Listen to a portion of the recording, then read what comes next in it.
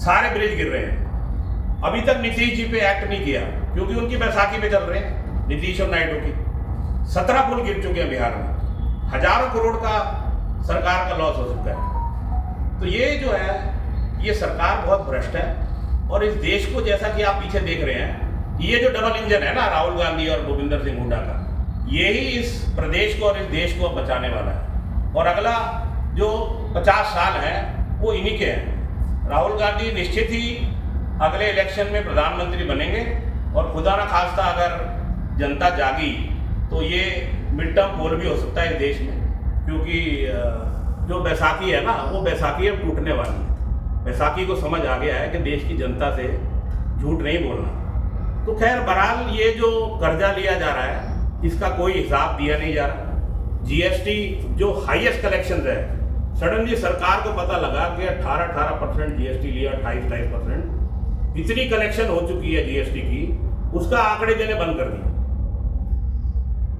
Statistics जो है CAG की पेपर्स आते थे 8-8, 10-10 साल में, वो देने बंद कर दिए। द्वारका एक्सप्रेसवे में इतना बड़ा भ्रष्टाचार हुआ, 18 करोड़ रुपए किलोमीटर की रोड पेमेंट मेरे ख्याल 250 करोड़ रुपए किलोमीटर से हुई भ्रष्ट, और पेमेंट 4-4 हजार करोड़ एक्स्ट्रा में करेगी बिना बिल के। इस आलम का भ्रष्टाचार मोदी सरकार ने, भाजपा सरकार ने इस देश में किया। और अगर इस देश के लोग अब नहीं जागे तो फिर 800 साल जैसे मुगलों ने राज किया और 400 साल अंग्रेजों ने, फिर वही दौर आने वाला है।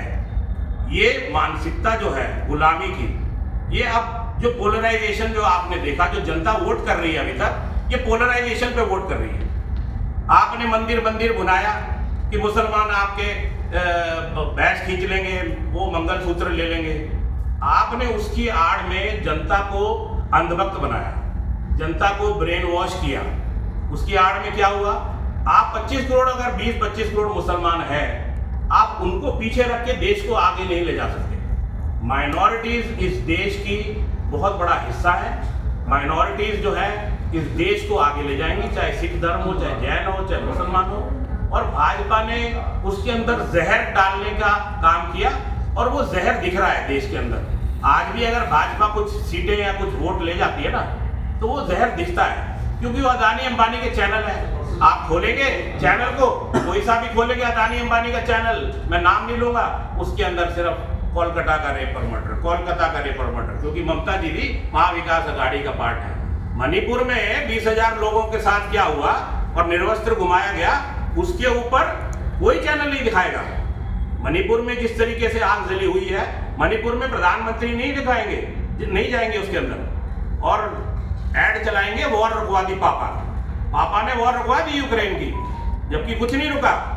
तो ये जिस तरीके से देश चल रहा है, मेरा ये मानना है कि रिकॉर्ड कह रहा हूं, जो भी भाजपा, आपने पुलवामा देखा, 2019 इलेक्शन जीतने के लिए पुलवामा हुआ। अगर पुलवामा अपने आप हुआ तो आप मुझे इंक्वायरी रिपोर्ट बताइए उसकी। आपके 40 जवान मारे गए। आप कहते हो कि हम सम्मान करते हैं देश की सेना का, ये सम्मान है आपका? आप जब तक पुलवामा की इंक्वायरी नहीं होगी तब तक इस देश को पता नहीं लगेगा कि किस तरीके के राक्षस इस सत्ता पे बैठे हैं। मैं किसानों की भी बात करूंगा।